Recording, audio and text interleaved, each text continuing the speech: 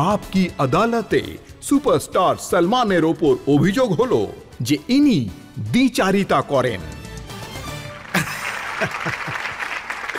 সলমান, প্রথম অভিযোগ এসেছে কিসি কা ভাই কিসি কা জানের সেটে আপনি যেসব অ্যাক্ট্রেসরা ওখানে কাজ করেছেন, হিরোইনও ছিলেন, তাদের ইনস্ট্রাকশন দিয়েছেন যে একটু ডিসেন্ট কাপড় পরে আসতে হবে, কারণ নেক লাইন যেন ডিপ না হয়।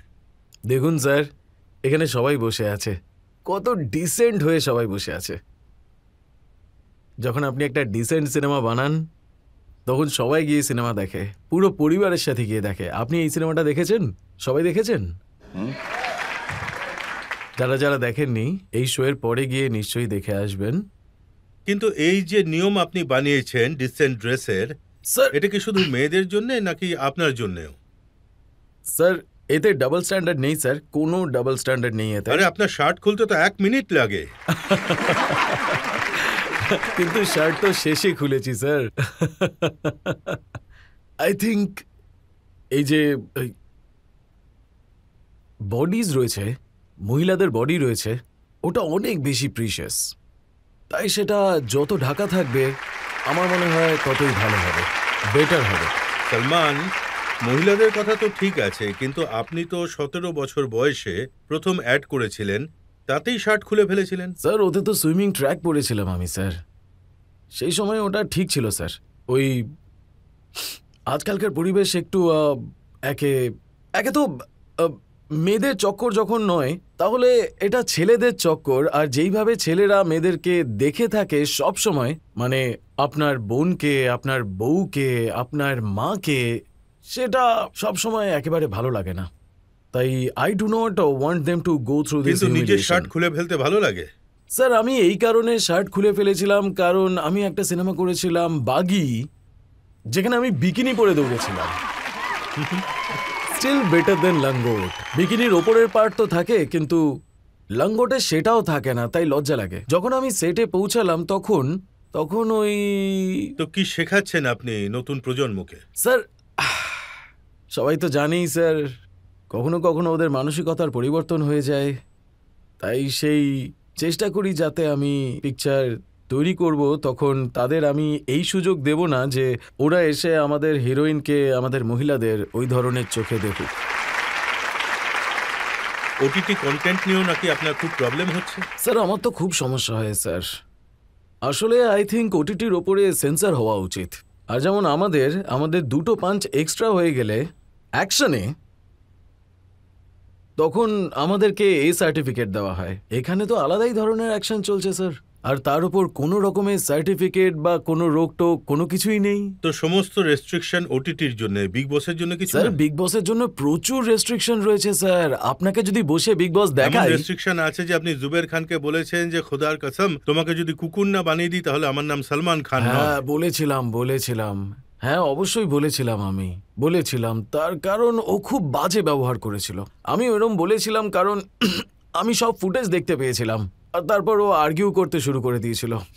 আর পারস ছাবড়াকে আপনি বলেছিলেন যে আমি আমার রূপে চলে এলে তোকে ঠিক করে দেব, বাইরে দেখা কর। হ্যাঁ ওই ঘটনাটা পারসের তবে এতটা ঝামেলা ছিল না, এতটা ছিল না। কখনো কখনো আমাদের অন্যের কথাও শুনতে হয়, কারণ উনি পুরনো কন্টেন্টটা দেখেছেন, ফলে বলেছেন আমাদের যে ক্রিয়েটিভ হেড রয়েছেন, যারা কন্টেন্ট তৈরি করেন, ওনারা আমাকে বলেন যে এই হয়েছিল সেই হয়েছিল। ওই সময় উনি মাথাটা একেবারে পুরো গরম করে ফেলেছিলেন, আর সেই সময় আমিও মাথা গরম হয়ে যায়। আর তারপর যখন আমি নিজেই নিজেকে দেখি ভালো করে, তখন ভাবি যে এর কি দরকার ছিল।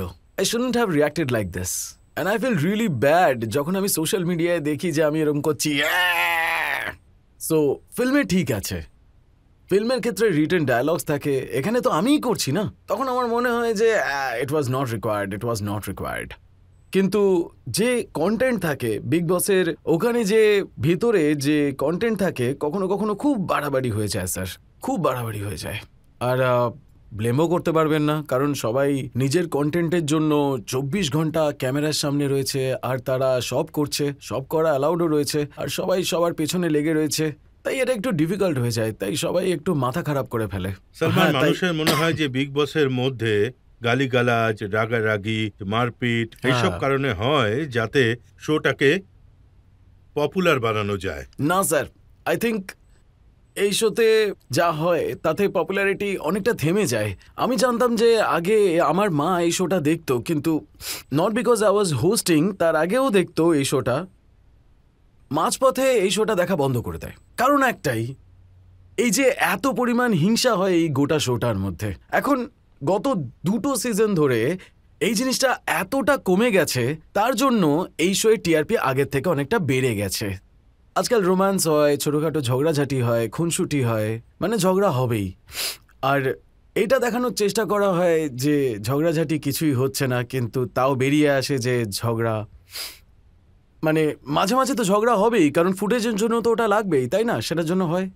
আর শোয়ের শেষে আপনি বলেন যে নিজের মা বাবার খেয়াল রাখো, তাদের রেসপেক্ট করো। আগে আগে হ্যাঁ, আমার একটা ধারণা আছে যে don't travel your mother father, মানে ভারত মাতা কি যায়। So I say that all the time, কারণ আমি ওটা বিশ্বাস করি, সেটা আমি বিশ্বাস করি যে, আর ওই এটা পার্সোনাল এক্সপিরিয়েন্স থেকে এসেছে।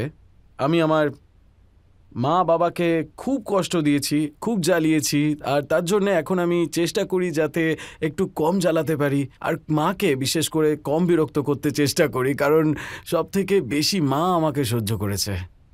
কিন্তু এরকম অনেক মা বাবা আছে যারা এগুলো সহ্য করতে পারে না, তাই তার জন্যই বলি যে don't travel your mother father. মা বাবাকে কখনো বিরক্ত করার দরকার নেই, সেটাই। আপনিও তো কষ্ট দেন, কত বছর ধরে অপেক্ষা করে আছেন যে বাড়িতে একজন বৌমা আসবেন।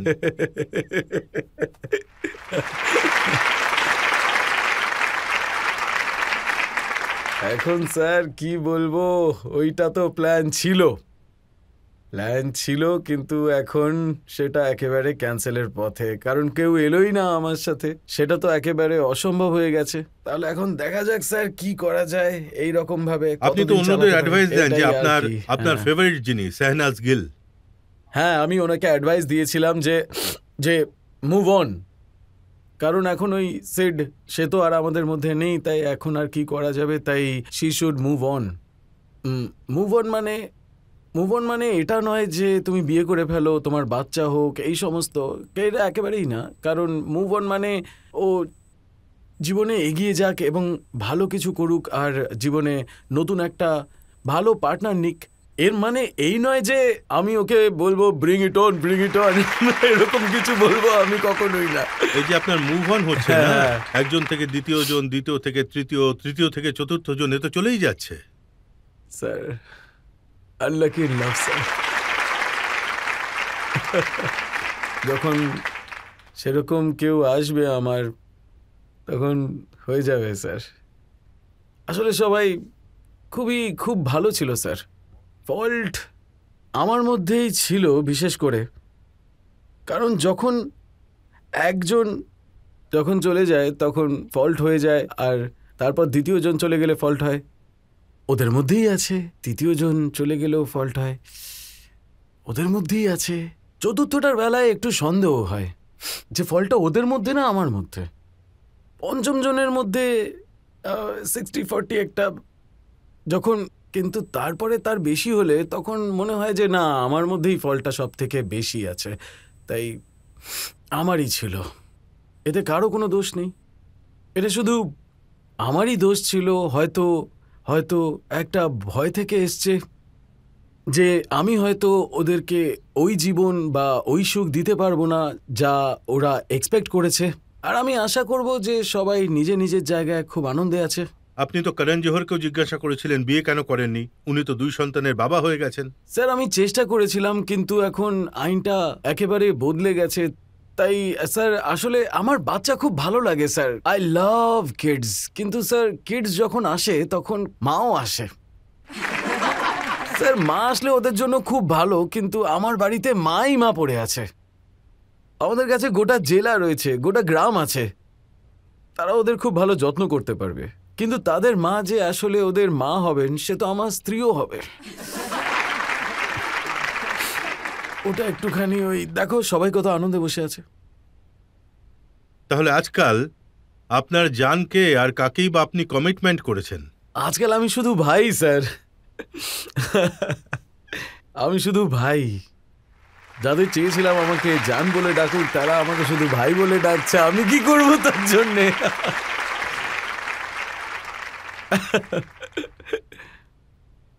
এতে হাততালি দেওয়ার কোনো ব্যাপারই নেই। এটা খুবই দুঃখের বিষয়, খুবই দুঃখের বিষয়, সত্যি। দেখুন, গোটা পৃথিবীর কাছে এটা প্রশ্ন, আর বহু বছর ধরে এই প্রশ্নটা রয়েছে যে সলমান খানের বিয়ে কবে হবে। স্যার, ওপরওয়ালা যেটা চাইবেন স্যার। বিয়েতে তো দুজন মানুষের প্রয়োজন হয়। আগে এরকম ছিল যে ওটা হচ্ছিল না।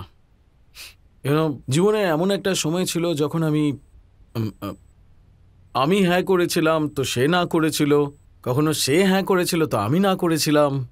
এখন দুই দিক থেকেই না আসছে।